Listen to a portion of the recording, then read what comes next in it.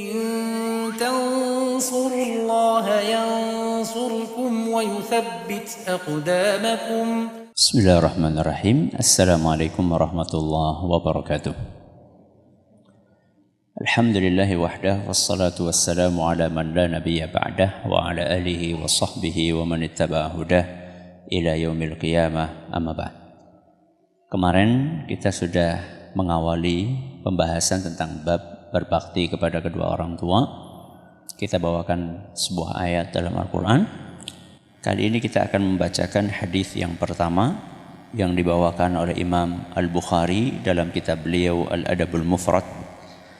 Hadis ini disampaikan oleh seorang sahabat yang bernama Abdullah ibnu Mas'ud radhiyallahu anhu. Beliau berkata, "Sa'altun Nabiyya sallallahu alaihi wasallam ayyul amali ahabbu ilallah azza wa jalla." Kata Abdullah bin Mas'ud, aku pernah bertanya kepada Rasulullah SAW, amalan apakah yang paling dicintai oleh Allah? Amalan apakah yang paling dicintai oleh Allah?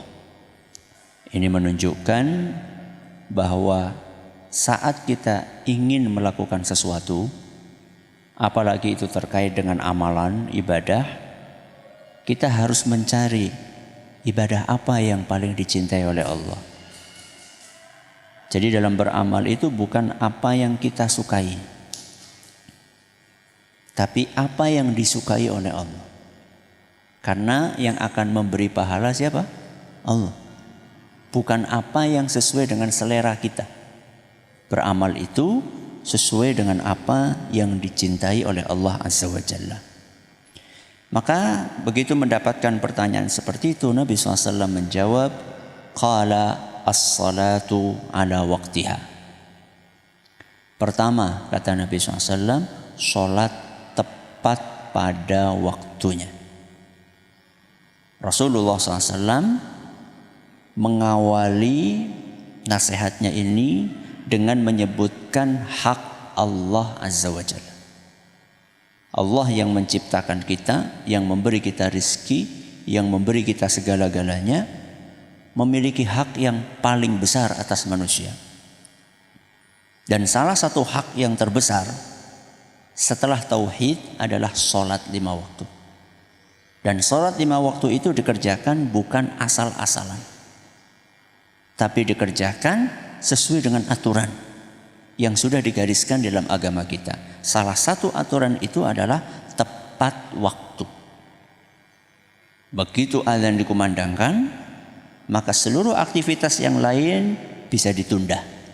Tapi sholat itu yang harus didahulukan. Inilah amalan pertama yang paling dicintai oleh Allah. Kemudian setelah mendapatkan jawaban seperti itu, Ibnu Mas'ud bertanya lagi, "Tsumma ayyun?" Terus apalagi wahai Nabi? Setelah sholat 5 waktu terus apalagi? Maka Nabi SAW menjawab yang keduanya, "Tsumma birrul walidain." Kemudian berbakti kepada kedua orang tua. Setelah Nabi SAW menjelaskan tentang hak Allah, maka Nabi SAW menjelaskan tentang hak manusia. Kalau tadi hablum minallah, sekarang hablum minannas. Manusia yang paling berhak untuk engkau baiki adalah kedua orang tuamu. Sehingga di sini pertama kali disebutkan orang tua. Siapa yang punya kewajiban untuk berbakti kepada orang tua? Anak. Laki-laki atau perempuan? Anak laki-laki atau perempuan? Dua-duanya. Siapa bilang yang wajib berbakti cuma anak laki-laki saja? Anak perempuan pun juga punya kewajiban berbakti kepada orang tua. Semua anak, mau laki-laki, perempuan, mau ragil, mau barep, mau nomor 1, nomor 2, semuanya punya kewajiban untuk berbakti kepada kedua orang tua. Kemudian Ibnu Mas'ud bertanya lagi, terus apa lagi wahai Nabi? Terus apa lagi?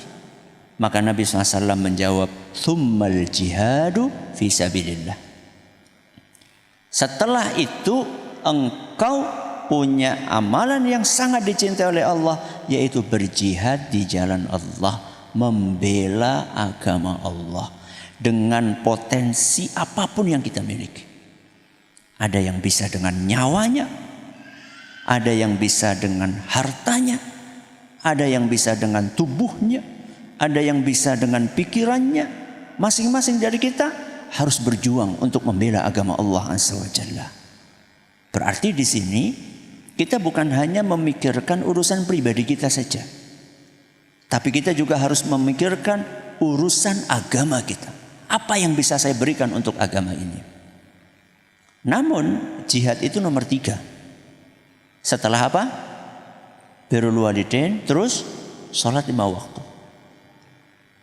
Sehingga dalam hadis riwayat Bukhari dan Muslim, ada seorang sahabat pernah minta izin kepada Nabi SAW untuk ikut berjihad. Maka apa kata Nabi SAW? Ahayyun walidak, apakah kedua orang tuamu masih hidup?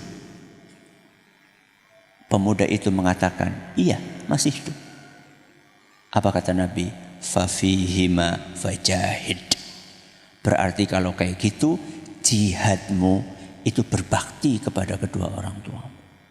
Bayangkan mau berangkat jihad fisabilillah, begitu ditanya masih punya kedua orang tua, maka Nabi SAW mengatakan, berjihadlah untuk berbakti kepada kedua orang tuamu. Saking pentingnya birrul walidain. Sudah? Terus Ibnu Mas'ud melanjutkan, haddatsani bihinna. Nabi SAW sendiri yang menyampaikan kepadaku 3 hal tersebut. Ini untuk memastikan bahwa Ibnu Mas'ud menyampaikan ini bukan dari pendapat pribadinya, tapi ini langsung dari Nabi SAW yang menyampaikan. Terus beliau mengatakan, walau istazadtuhu lazadani. Kalau aku minta lagi, itu kan terus apa lagi, terus apa lagi, terus apa lagi, sampai berapa kali? 3 kali. Kata Ibnu Mas'ud, kalau saya minta lagi, terus apa lagi wahai Nabi? Niscaya Nabi akan ngasih jawaban yang keempat, yang kelima, dan seterusnya. Terus kenapa Ibnu Mas'ud tidak menyampaikan yang keempat, bertanya yang keempat, kelima, keenam, ketujuh, dan seterusnya? Inilah etika seorang murid kepada guru. Seorang murid ketika tanya kepada gurunya, dia harus memperhatikan kondisi gurunya. Jangan sampai pertanyaan ini membuat gurunya jadi bosen. Ya, pakaian banget kulit takon gitu. Harus kita memperhatikan kondisi guru kita. Sebagaimana Ibnu Mas'ud memperhatikan kondisi siapa? Rasulullah Shallallahu Alaihi Wasallam. Inilah hadis yang pertama. Besok insya Allah kita akan membahas hadis yang kedua. Kita akhiri dengan doa kafaratul majlis. Subhanakallahumma wa bihamdika asyhadu an la ilaha illa anta astaghfiruka wa atubu ilaik. Assalamualaikum warahmatullahi wabarakatuh.